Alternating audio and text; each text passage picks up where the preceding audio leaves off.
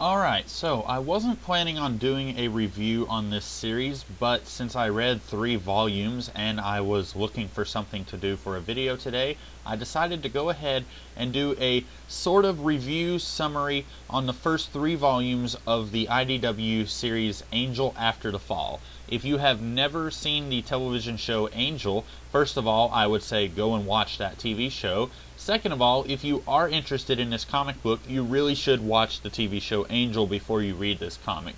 There is a lot of stuff here you will not understand if you do not go and read the comic book. I am not trying to say that you are not smart if you haven't seen the TV show. I am saying this comic book flat out has plot points that are established in the TV series. It's not just small references and shout-outs, it's straight up plot points from the TV show. So if you have not seen the show, I would say go ahead and go watch the show before you attempt to read this book.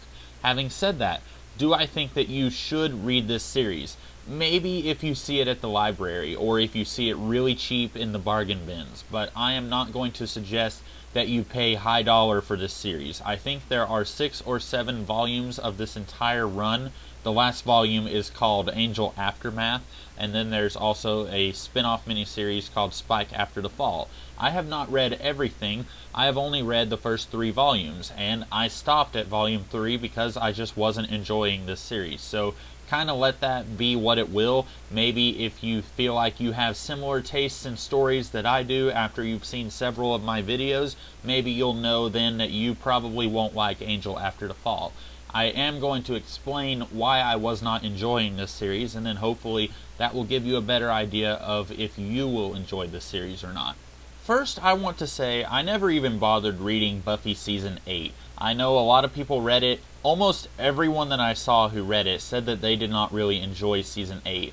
Basically, without reading Buffy Season 8, as near as I can tell, the biggest problem that series had was that you have gone from being a 45-minute-a-week series to being 22 pages a month. Now, I have said before that usually in comics and TV shows, 1 page roughly equals 1 minute. So when you are reading a 22-page comic book, that's like a 22-minute television show. So you are going from 45 minutes a week to 22 minutes a month. And these writers, specifically Joss Whedon, who is the common denominator between Buffy Season 8 and Angel After the Fall, they seem to think that it is okay to have 35 different characters in a series that doesn't have the room to explore all of these characters. What makes this so confounding is that Joss Whedon has written comic books before. He wrote Fray, which didn't have that many characters, and it was fairly easy to follow. He wrote Astonishing X-Men, which was a team book that had about 5 or 6 characters, and again, it was fairly easy to follow. But for some reason, when he does these sequels to his own series, he has so many characters, it's really hard to follow what's going on. In Angel After the Fall, you've got the main characters who are still alive at the end of Angel. You've got Angel, Spike, Gunn, and Illyria. But then you've also got minor characters who weren't even a major part of the series at the time that the series ended.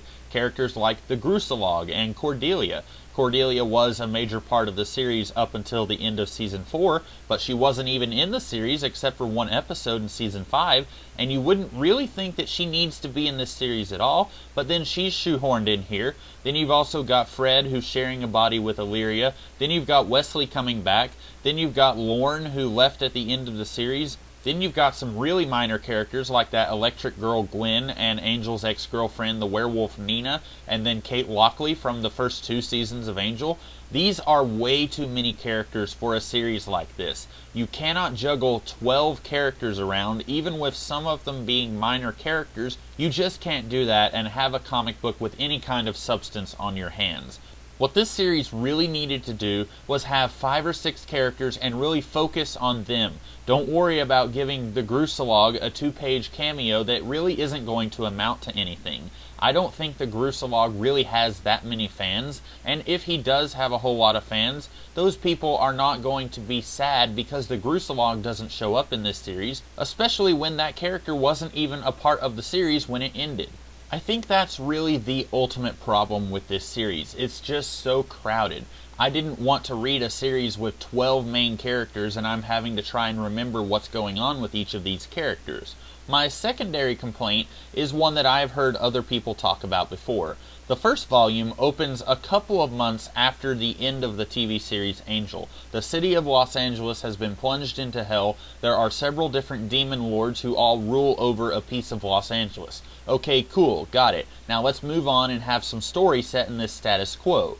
And then, all throughout the extra features of these 3 books that I have, the writer, Brian Lynch, he talks about how he was such a huge fan of the TV series when it was on, and then when the series ended, he spent years of his life contemplating what the characters must have gone through after the fall of Los Angeles. He talks about how he wanted to write that ending and show exactly what happened after the series ended.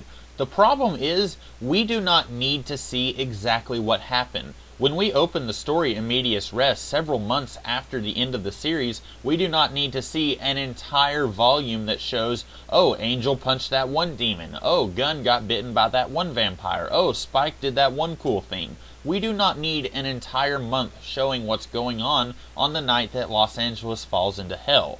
At most, all we really needed was an occasional line of dialogue here or there saying, yeah, Gunn got turned into a vampire, yeah, Angel got turned into a human, yeah, Wesley is back as a ghost. We did not need an entire volume showing stuff that was going on that night. That really slows down the entire narrative, and I know of at least 2 people who, after Volume 2, lost interest in this series because the series killed all of the momentum that it had at the end of Volume 1. Ultimately, I am going to have to say, if you are interested in this series, do not read it. I was interested in reading it. I had heard plenty of people talk about how not great this series was. I was still interested in the premise. I thought it was a really great premise. It's basically Batman No Man's Land, but with Angel characters, and I am not the first person to say that. I've heard other people make that comparison as well, and it is an apt comparison. It's a premise that I was really interested in. Unfortunately, the execution is crap. This is something where I really think that if Joss Whedon did not have the time to fully write this series, he probably shouldn't have gotten someone who was such a die-hard fan of Angel to write this, because all throughout the extra features here, Brian Lynch keeps talking about how he wanted to write everything that happened immediately after the end of the series, and I think that was a huge blow to this series. Not to mention, when you have someone who is such a fan of the Buffy and Angel world, he wants to put everything and the kitchen sink into this series. We did not need the Electric Gwen girl. We did not need Kate Lockley. We did not need Nina the werewolf. We did not need the Gruselog. We really didn't need Wesley or Lorne. Those characters were written out of the series at the end. We did not need them to come back. I think this series really should have focused on 5 or 6 characters. Instead, it tries to focus on twice that many. Even though some of them are fairly minor characters, they are still taking up screen time that should be filled by more important characters. Unfortunately, I'm going to have to say that this is not a series that I recommend, even though I was really looking forward to reading it. I stopped reading halfway through. I have no intention of reading the rest of this series. That almost never happens. Usually, when I am in the middle of a run, even if it is something that I do not enjoy, I am at least going to finish reading it. I did not do that with Angel After the Fall. That kind of shows you how really awful this was for me. So that's about all I have to say. I hope I didn't make too many of you fans of this series angry. If I did, let me know in the comments below why you enjoyed this series. And even if you haven't read it, be sure to comment. Let me know what you think of this video. If you liked this video, be sure to like, share, and subscribe. I will be back tomorrow with a similar kind of video. So until then, I'll see you guys later. Have a great day.